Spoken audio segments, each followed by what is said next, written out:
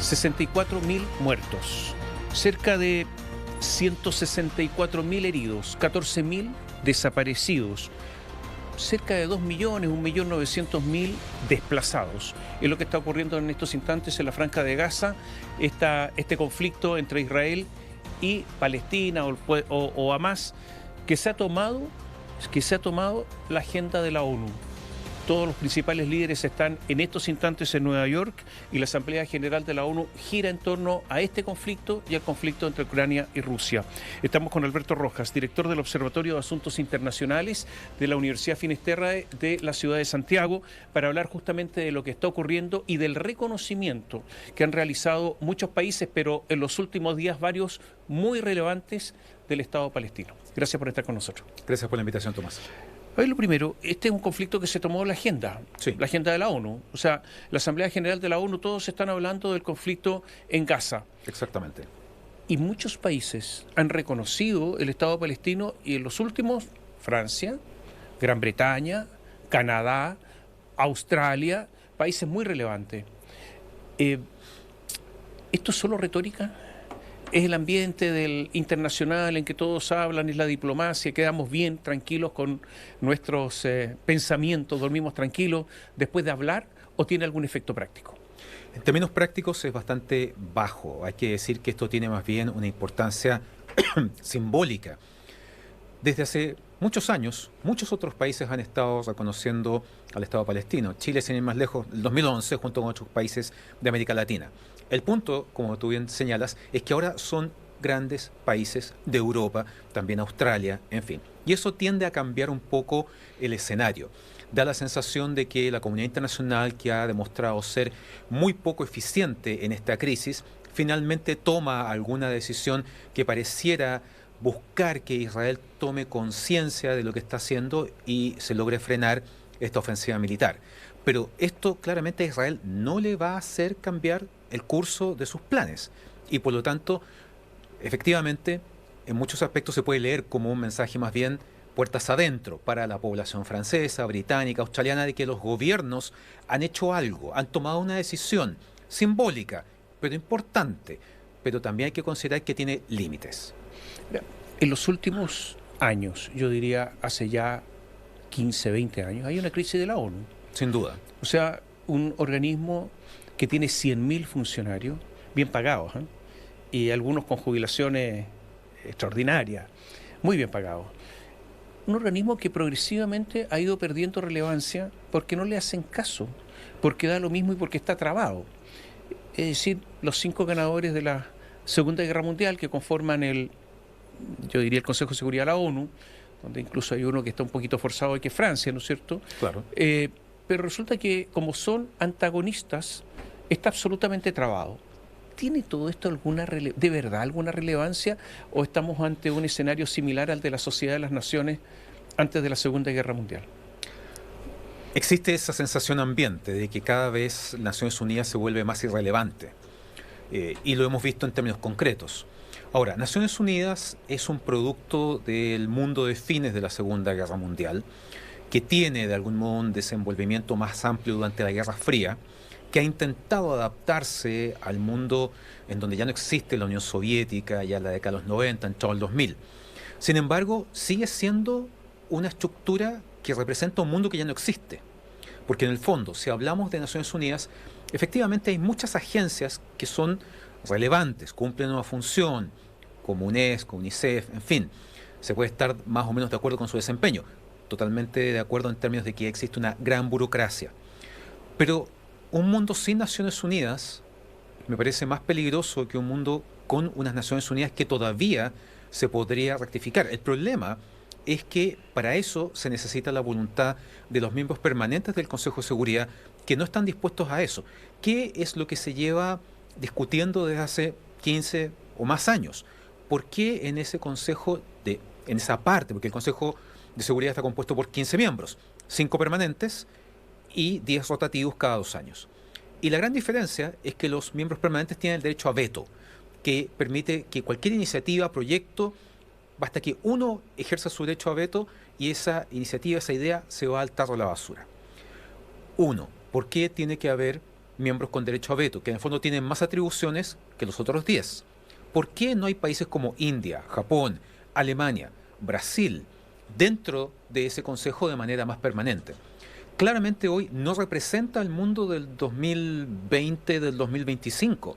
Representa el mundo de 1945, 1950. Y en esos términos es imposible enfrentar los nuevos desafíos y buscar una solución si efectivamente se siguen trabando, como tú bien decías, entre ellos. Bueno, Alberto, ha fracasado Naciones Unidas, y voy a muchos años atrás, cuando Rusia, la Unión Soviética en este caso, invadió Afganistán. 79, por ejemplo, sí. 1979. Cuando Estados Unidos, junto con una coalición, invadió Irak. También mintieron diciendo Además, que había armas de destrucción masiva y no las había. Así es. Entonces, la verdad es que ¿por qué llevo a esto? Porque Naciones Unidas ha sido irrelevante en estos momentos en dos conflictos. El conflicto más grande que ha habido desde hace tantos años entre Ucrania y Rusia. Así es. Uno de los miembros permanentes, además del Consejo de Seguridad. Es el invasor. Exactamente, es el invasor. Y en segundo lugar, en lo que estamos hablando de la Franja de Gaza, donde realmente Antonio Guterres parece una especie de voz que habla chiquitito, bajito, a veces ni se le cubre por parte de los periodistas. O sea, irrelevante total, ¿no? La verdad es que Naciones Unidas es lo que los países que la integran han querido que sea.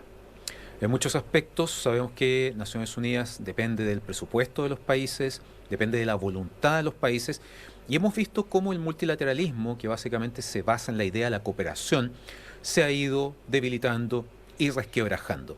Y una de las víctimas de ese proceso es precisamente Naciones Unidas. Naciones Unidas está en el borde de la cornisa, en términos de que siga realmente teniendo alguna relevancia, alguna utilidad. Obviamente es lo único que queda en este instante para intentar buscar soluciones o prevenir conflictos sin mucha seguridad de que eso se logre, pero al menos eso existe. ¿Vale la pena dar de baja a Naciones Unidas? Esa es una pregunta difícil de responder. Alberto, no estoy en esa, no digo que haya, estoy diciendo que no sé si está sirviendo, pero más allá de eso, hagamos un alto. Voy a dejar preguntas planteadas. Sí. Reconocimiento del Estado palestino. Resulta que esto está regulado, hay normas. Está la Convención de Montevideo, donde se establece cómo se debe y qué requisitos tiene que tener un Estado para ser reconocido desde 1933. Entonces la pregunta que queda planteada, ¿se cumplen los requisitos para reconocer el Estado palestino o no? Volvemos en un instante. Ya regresamos con la entrevista de Tomás Moschati por NTN 24, el canal de las Américas. Conversamos con Alberto Rojas, director del Instituto del Observatorio de Asuntos Internacionales de la Universidad Finisterra de Santiago. La pregunta quedó planteada. ¿Existen normas para reconocer un Estado en cuanto a los requisitos que tiene que tener un Estado para ser reconocido? Es la Convención de Montevideo de 1933. ¿Se cumple esto, no? Por parte del Estado palestino. ¿No se cumple? No, en términos prácticos no.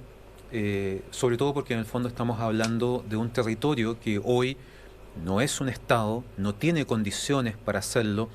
Los territorios palestinos de Gaza y Cisjordania no son autónomos, no tienen una capacidad de sostenibilidad y viabilidad institucional y económica.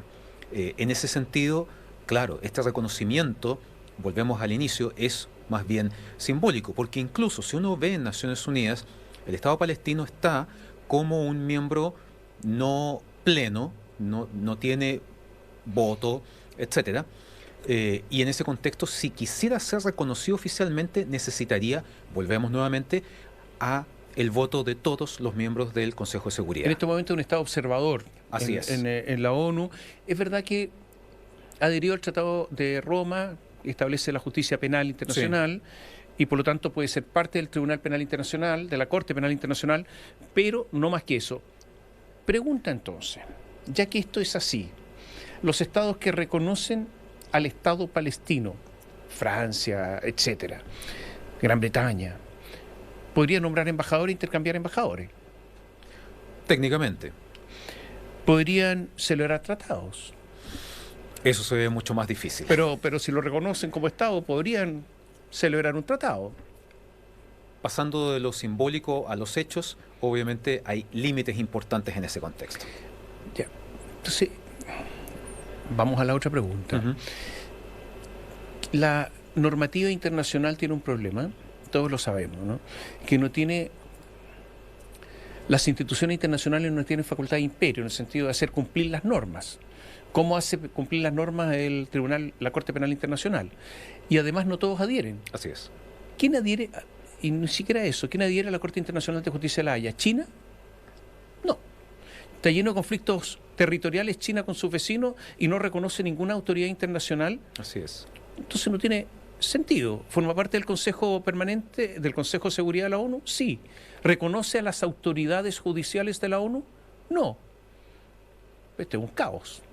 Bueno, es el mundo en el que no estamos sé, viviendo, ¿no? Que es un mundo que no solamente vemos esas contradicciones, sino que vemos cómo ciertas normativas parecen hechas a la medida de unos y no de otros. Por lo tanto, la Corte Penal Internacional penal es para uno y no para otros. Unos pueden cometer delitos y otros ser sancionados y otros no, ¿no es cierto? Absolutamente. Y el mejor ejemplo de eso fue el viaje del año pasado de Vladimir Putin a Mongolia. Mongolia es país firmante del Tratado de la Corte Penal Internacional. Por lo tanto, su deber habría sido detener y extraditar a Vladimir Putin. Sin embargo, eso no ocurrió. Y hace pocos días hemos visto que 3 países del África subsahariana que fueron firmantes en el pasado se retiraron. Y eso lo único que hace es debilitar instituciones y organizaciones como la Corte Penal Internacional y otras. Entonces, aterrizando esto en la Franja de Gaza, hay un informe de la ONU que acusa a Israel de cometer genocidio y por lo tanto una matanza planificada de personas que habitan en ese territorio por razones por razones raciales, etcétera, por un montón de razones que tipifican el delito de genocidio. Netanyahu tiene demandas ante la Corte Penal Internacional. Sí. ¿Netanyahu podría ser alguna vez juzgado o no? Lo veo poco probable, en términos reales, en términos prácticos. No solo porque sería muy extraño que el propio Estado de Israel decidiera facilitar su extradición, entregarlo. Probablemente otros países aliados, como es el caso de Estados Unidos, actuarían previamente en ese contexto. Entonces, en ese sentido, la verdad es que no tiene mucho destino. Si el Estado palestino es reconocido, forma parte de la Corte Penal Internacional, ¿se podría demandar al Estado palestino por terrorismo? Estoy poniendo preguntas muy teóricas, pero... Sin duda. ¿Pero se podría? ¿Podría Israel hacer eso? Para eso habría que definir exactamente cuáles son los alcances de un Estado palestino, tomando en cuenta que hoy en día existe un protogobierno palestino que es la Autoridad Nacional Palestina liderada por Mahmoud Abbas, que básicamente controla ciertos territorios, no más del 20%, en Cisjordania, con un alcance muy limitado, sobre todo después de que a comienzos de este siglo Ariel Sharon iniciara una ofensiva militar en contra de la Autoridad Nacional Palestina que dejó prácticamente aislado en su minuto a Yasser Arafat. Mientras que en Gaza, a pesar de todos estos meses de guerra, todavía la autoridad que gobierna desde 2007 es Hamas, que es un grupo muy distinto al que es el corazón de la Autoridad Nacional Palestina, que es Al-Fatah, que fue esta facción creada por Arafat en los años 60. Pero en la práctica entonces quien gobierna es Hamas. En Gaza. En Gaza. Al menos hasta que sea finalmente derrotado, exterminado, eliminado. Diferentes frases para poder definir cómo va a terminar esto, todavía no lo tenemos claro. Vamos a hacer un alto. Lo que pasa es que Estados Unidos, increíble, porque Estados Unidos e Israel han dicho que podrían repartirse Gaza y transformar en esto en un gran resort. Pero ¿eso es factible después de toda esta guerra de la matanza? Un resort entre Estados Unidos que nada tiene que hacer ahí e Israel. Volvemos en un instante. Ya regresamos con la entrevista de Tomás Moshati por NTN 24, el canal de las Américas. Conversamos con Alberto Rojas y la pregunta quedó planteada antes de ir a la pausa. Esto se ha dicho oficialmente, no es que haya sido una especie de filtración. Estados Unidos e Israel podrían entre los dos países repartirse la Franja de Gaza, expulsar a todos los palestinos, lo ha dicho Donald Trump, no lo estoy inventando yo, expulsar a todos los palestinos que viven ahí y simplemente convertir esto en un resort, en una especie de parque recreacional y de vacaciones enorme para mucha gente. ¿Eso es lo que se propone? Sería interesante saber realmente cuál es el objetivo, pero efectivamente eso es lo que se ha dicho, lo cual genera un escenario de gran preocupación y con profundas consecuencias. No hay que perder de vista que Gaza es un territorio en donde viven entre 1.800.000, 2 millones de gazatíes, que se han estado desplazando dentro de ese territorio que no es tan grande, de norte a sur, este a oeste, escapando básicamente de los ataques de Israel. La idea planteada por Trump de trasladar voluntariamente, de preferencia, a los palestinos a países como Jordania y Egipto, encendió las alertas en todo Medio Oriente, que ya está muy convulsionado por toda esta guerra que comenzó el 7 de octubre del 2023, pronto se van a cumplir 2 años, y que derivó además en un conflicto que se amplió a otras zonas como Líbano, Yemen, incluso vimos a Israel e Irán atacándose mutuamente.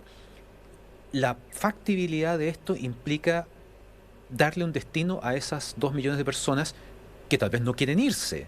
Obviamente vivir en medio de una ciudad o de un territorio lleno de escombros no es opción. Alberto, esto tiene, a ver, la pregunta de fondo al final, ¿tiene solución? Y hago esta pregunta por lo siguiente. Israel está invadiendo en estos instantes la ciudad de Gaza. Sí. ¿Va a tener éxito? Sí, ¿La va a invadir completamente? altamente probable. ¿Va a controlar el terreno? En un plazo probablemente de aquí un par de meses quizás. ¿Y después de eso qué? Y hago esta pregunta porque las diferencias entre Israel y el mundo árabe y el mundo palestino son diferencias culturales y religiosas. Esto no es simplemente un problema de poder, sino cultural y religioso. Israel no quiere el Estado palestino, ha dicho que nunca va a reconocer un Estado palestino, que tiene que destruir a Hamás, y ahora han dicho que tiene que destruir a la Autoridad Nacional Palestina también. Por lo tanto, que no quede nada. Y están los demás, donde hay países importantes como Irán, y los países, algunos países del Golfo, no todos, que están en contra de Israel. ¿Esto tiene solución o no tiene? Hay cosas que no tienen solución, por eso hago la pregunta. La solución a esto es difícil de visualizar. Aquí hay que entender lo siguiente. El Estado de Israel, desde que existe, desde 1948, se convierte al día de hoy en una de las democracias más estables de Medio Oriente, que es una región en donde las democracias no abundan, sino las monarquías absolutas y las dictaduras.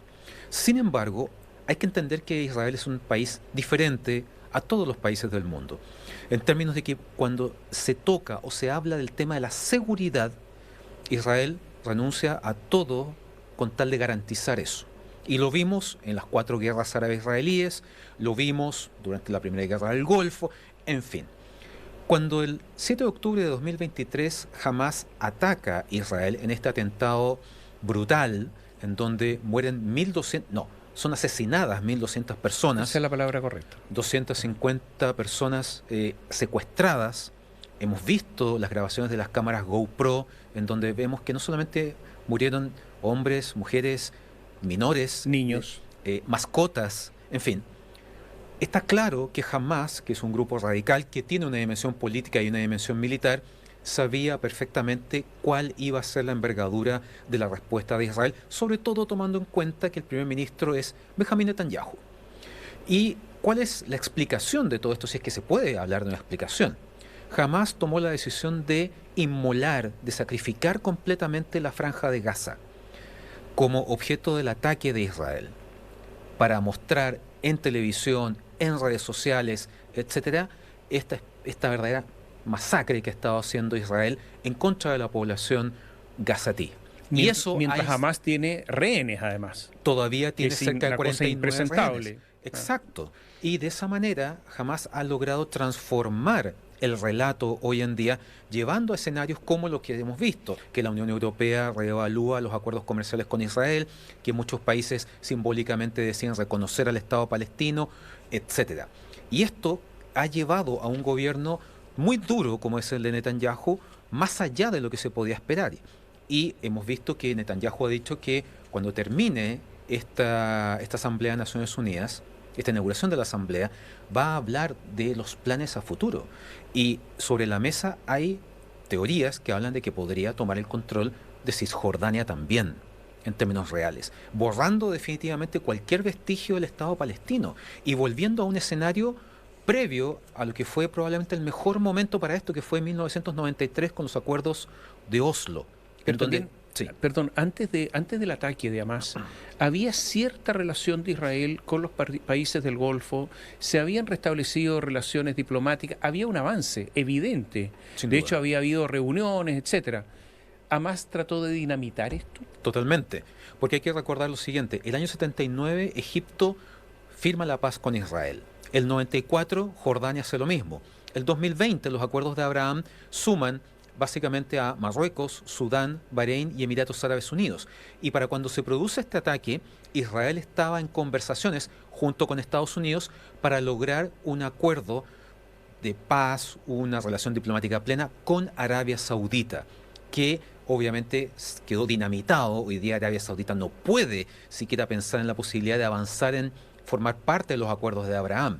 Eso es totalmente imposible. En eso, efectivamente, pisó el acelerador de Hamas cuando se enteró de que estaban tan cerca de llegar a un acuerdo. ¿Hamas logró su objetivo? En parte sí. Ha logrado mostrar a Israel como un país que está realizando una masacre, un verdadero desastre, por decirlo de alguna manera, en Gaza, que está siendo televisado, está siendo visto por redes sociales, que no ha dejado indiferente a nadie, que está generando manifestaciones y protestas en muchos países del mundo, lo cual ejerce presión sobre esos gobiernos. Y lo que vemos ahora es qué va a pasar. Esto en algún momento se va a detener. ¿Está unido Israel detrás de Netanyahu? No. Ese es el otro problema. Es que aquí es importante señalar que, así como Hamas no es Palestina, Netanyahu y su gobierno no son necesariamente Israel. Hemos visto a lo largo de estos casi 2 años cómo Israel, que ya estaba polarizado previamente, en primer lugar por las acusaciones de corrupción en contra de Netanyahu y segundo por el polémico proyecto de reforma al Poder Judicial de Israel. En este largo proceso se produce el ataque de Hamas. Y después lo que vemos es que en la medida que esto cambia, porque es un conflicto que evoluciona, hemos visto reservistas israelíes diciendo yo no voy a ir a combatir a Gaza. Hemos visto a grupos organizados de familiares y amigos de los secuestrados exigiendo al gobierno de Netanyahu que negocie lo que tenga que negociar para poder recuperar a sus familiares, a sus amigos. Y lo acusan de priorizar la destrucción de Hamas por encima de la recuperación de los rehenes.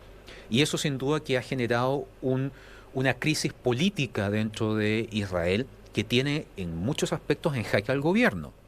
Por lo tanto, hoy Israel está muy dividido y hay sectores que efectivamente no solamente no quieren que Netanyahu sea el gobernante, el jefe de gobierno, sino que tampoco quieren que Israel continúe estas operaciones tan radicales en contra de la población palestina. Vuelvo a la pregunta inicial. ¿Esto tiene solución, sí o no? Creo que nosotros no la vamos a ver. Muchas gracias. Gracias a usted. Y a ustedes, muchas gracias. Gracias por seguirnos.